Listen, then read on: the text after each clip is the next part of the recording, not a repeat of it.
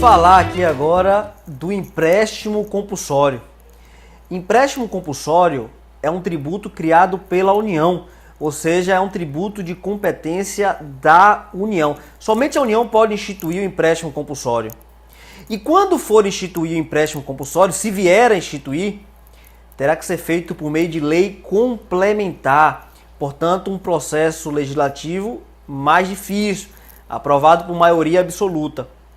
E vocês devem lembrar também que, conforme artigo 62, parágrafo 1º, inciso 3 da Constituição Federal, medida provisória não pode versar sobre matéria reservada à lei complementar. Então, o primeiro ponto que vocês devem guardar: empréstimo compulsório é de competência da União. Segundo ponto, deve ser instituído por meio de lei complementar e não pode, é vedado a utilização de medida provisória.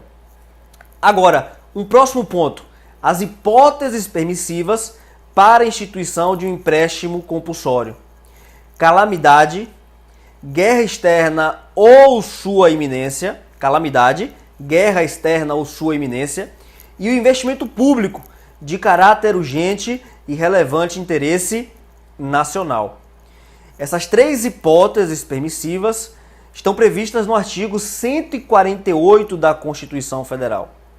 Na verdade, o fundamento do empréstimo compulsório vocês encontram no artigo 148 da Constituição Federal e no artigo 15 do Código Tributário Nacional.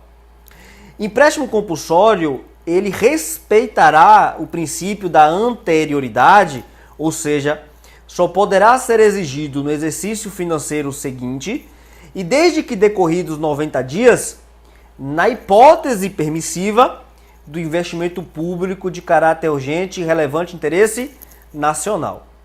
No que se refere ao empréstimo compulsório, no que se refere à calamidade e à guerra externa, a sua cobrança poderá ser imediata. Não precisa respeitar o princípio da anterioridade. Então, cuidado em provas de concurso, prova de OAB. Empréstimo compulsório, investimento público de caráter urgente, relevante interesse nacional, artigo 148, inciso 2, respeitará o princípio da anterioridade.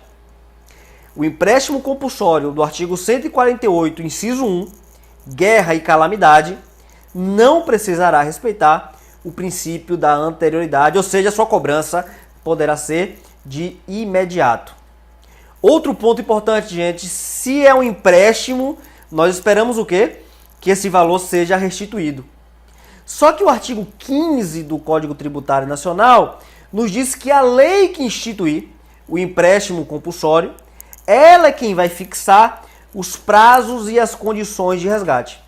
Então, se o empréstimo compulsório vier a ser instituído, é a lei complementar que instituí-lo, é que irá fixar o prazo e as condições do seu resgate. Voltando para o artigo 148 da Constituição Federal, num parágrafo único, cuidado, é vedado o chamado desvio de finalidade do produto da arrecadação. O artigo 148, parágrafo único, nos diz que o produto da arrecadação não pode desviar da finalidade a qual permitiu a sua criação. Em outras palavras, se o empréstimo compulsório foi instituído para fazer frente a uma calamidade, os valores devem ser investidos na calamidade, os valores arrecadados. Se o empréstimo compulsório foi instituído para fazer frente a uma guerra externa, os valores arrecadados devem fazer frente a esse investimento, ao custeio dessa guerra externa.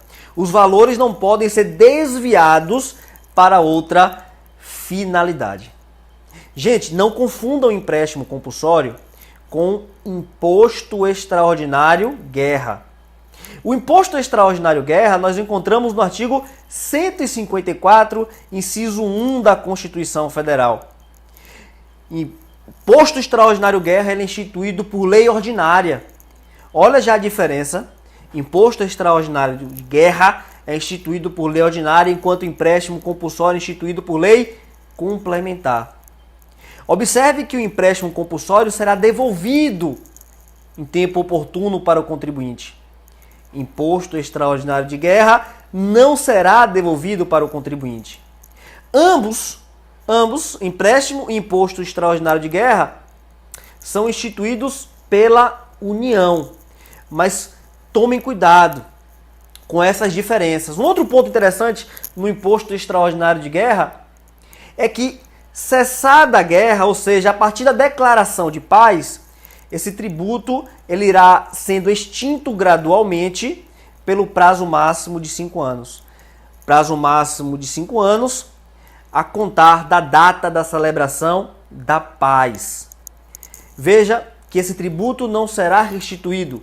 O imposto extraordinário de guerra ele será extinto gradualmente durante o prazo máximo de 5 anos a contar da data da celebração da paz. Tá? Então, cuidado, não confunda empréstimo compulsório com imposto extraordinário de guerra. Fica aqui mais uma dica rápida para vocês em direito tributário. Forte abraço!